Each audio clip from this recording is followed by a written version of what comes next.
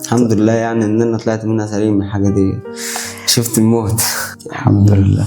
أوقات السكوت بيبقى أصدق من 1000 رسالة، بس احنا قررنا نكتبها حتى لو مش هتوصل. والنهارده في برنامج رسالة مش هتوصل معنا ضيف جديد. ضيفنا النهارده أستاذ محمود، الشاعر محمود العالمي. نرحب بيه. أول سؤال معنا أسأله لك، في حاجات لو اتقالت بدري كانت هتفرق؟ حاجات ايه؟ لو اتقالت بدري كانت هتفرق؟ ايوه كانت هتفرق في وجود الشخص ده معاك؟ اكيد طبعا. الحوار دوت يعني لسه معايا من امبارح اصلا. يعني شوف انت، يعني لو كانت قال من بدري كانت هتفرق معايا بجد. جه قال لي بعدها بكام شهر. بعدها بكام شهر؟ عدى مدة أصلا. عدى مده كبيره. تمام. سؤالنا التاني، في شخص سامحته بس الوجع بتاعه لسه موجود جواك؟ موجود. يعني لسه موجود جواك الوجع بتاعه؟ حابب توجه له رسالة؟ تمام. امتى حسيت ان ربنا انقذك؟ حاجات كتير. اذكر لنا حاجة منها مثلا. مثلا كانت حادثة، كان فرض الحمد لله ربنا نجاني منها. اغلب الناس اللي معاك عاشوا برضو؟ لا 2 اتكسروا والباقي الحمد لله. لا هما كان دريب مكانتين سيكل في بعض. الاتنين دخلوا فيا وانا واقف بالمكنة، فالاتنين وقعوا اتكسروا، وانا الحمد لله قمت منها حاجات بس تافهة. تمام. يعني تعور في رجلي، على في دراعي، حاجات سطحية، حاجات كلها خرابيش. لكن بالنسبة للناس التانية دمرت هي والمكنة بتاعتهم. الحمد لله يعني ان انا طلعت منها سليم من الحاجة دي. شفت الموت الحمد لله. ايه اللي لو اختفى من حياتك هتضيع؟ مفيش حاجة يعني لو اختفت هتضيع، كله يعني الدنيا ماشية، يعني مفيش اي حاجة.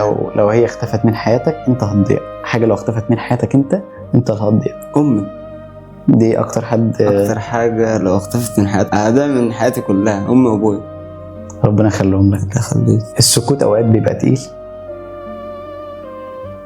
اوقات انا من طبعي اللي هو انا لو في حاجة مثلا عايز اقولها، في شخص عايز اوصل له رسالة، في حاجة عايز اقولها على الشخص دوت، ما بسكتش عادي اروح اقول له.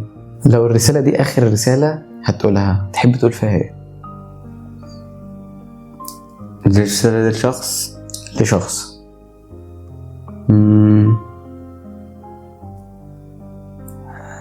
مش عارف اقول له ايه. حاجات كتير بس نتجاهل هذا السؤال عشان. طب لو الرسالة دي لنفسك؟ نفسي؟ ليه اخر رسالة؟ تقولها لنفسك. والله ربنا يهديني ويصلح حالي واكون احسن من كده، لان الواحد الفترة ديت مش احسن حاجة. حاجات كتير يعني. طيب. حاجات كتيرة مش مظبوطة في حياتي كتير، من هنا ومن هنا ومن هنا، الدنيا ملخبطة، كله داخل في بعضيه. فانا نفسي الحاجة دي يعني تصلح، تحل كده، تبقى الدنيا سهلة زي ما بنقول سهلة، لكن هي مش سهلة. الدنيا دي مش سهلة، لازم تعيش فيها زي ما هي ماشية. يعني هي ماشية زي ما هي ماشية، انت ماشية معاها، حلوة معاك وحشة معاك كده، هي ماشية. ايه اللي لو رجع بك الزمن مش هتعمل؟ حاجات كتيرة مثلا مش هعملها. اولا التدخين، لان دوت اكتر حاجة ضراني الفترة اللي انا فيها دلوقتي حالا. الاول ما كانتش فارقة معايا، اللي هو انا مش فارقة، لكن دلوقتي فارقة معايا جدا حوار التدخين، لانه مؤثر عليا انا شخصيا. ده اكبر هم، واكتر هم ان هو مخلي الواحد عضلنك على طول. تاني حاجة هيبقى ان انا يعني كنت نفسي ابقى حاجة حلوة في تعليمي. هو انا الحمد لله وصلت لحاجة حلوة في تعليمي، بس كان نفسي يبقى مثلا في حاجة احلى من كده. تمام. تعرفت على ناس زبالة كتير في الدنيا دي، ناس مش حلوة، منهم الخاين ومنهم اللي مالوش. بص، حاجات ما ينفعش اقولها حتى. تمام. يعني غريب، شخص كان شخص غريب، وكذا واحد والله. يعني موقف واحد كنت اللي هو انت نايمين مع بعض تمام في سكن الدنيا تمام، تقوم الصبح الاقيه سرقك ومشي. لو انت واكلين متعشين مع بعض قبل ما ننام، متعشين مع بعض بالليل، الصبح قام سرقك ومشي. فالدنيا انت ماشي، الدنيا مدرسه طول ما انت ماشي فيها بتتعلم. ويعني النصيحه لاي شاب ما تامنش لاي حد في الدنيا ديت. هي في جمله بتتقال لها امان للامان، يعني الامان ذات نفسه ما تامنلوش، يعني ما فيش امان في الدنيا دي. تمام. اوقات كنت محتاج لشخص معين وما استناش؟ اوقات كنت محتاج لشخص معين يبقى جنبك وهو ما استناش؟ لا، ما حصلتش. دي ما حصلتش معاك؟ شخص مش موجود معاك تفتكره دايما في رمضان بس هو مش موجود حاليا؟ مش موجود معايا بس بفتكره في رمضان. الحمد لله. يعني انا مفيش حد اولا في حياتي افتكره، الحمد لله. اخواتي تمام موجودين معانا وقرايبي الحمد لله. مفيش حد يعني حد لسه. ماشي. بس ربنا يديم طول العمر. انا اكتر حد ازعل عليه اهلي، وغير كده لو حد صاحب عزيز عليا، بس الحمد لله يعني متعشتش اللحظه ديت قبل كده، لان اللحظه ديت لو عشتها تعب قوي. تخيل ما انت واحد معاك في رمضان مثلا وليك ذكريات معاه كل سنه، وبقى يجي عليك رمضان ما تلاقيهوش، حاجه مؤلمه، احساس رخم، احساس وحش قوي. طبعا. نعمه حاسس بيها اليومين دول؟ نعمه حاسس بيها اليومين دول؟ رضا الله عليه. تمام. دي انا حاسس بيها الفتره دي. شخص نفسك تشكره؟ شخص نفسي اشكره ان عمل يعني فيها معروف وكده يعني، او عمل معايا جميله، ولا شخص ايا كان هو شخص انت نفسك تشكره بس هو مش موجود معانا حاليا، بس انت نفسك تشكره.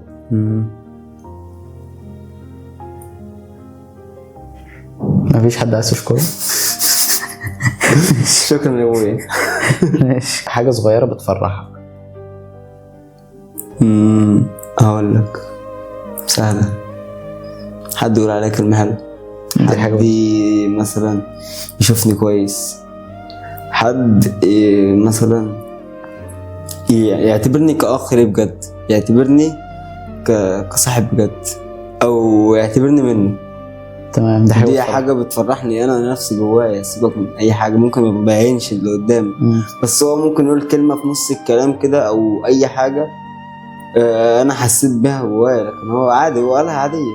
تمام. بس انا لمست حاجة جوايا، انا حسيت بيها واخدت بالي منها او شلتها له. عادة حلوة بتحب تعملها في رمضان؟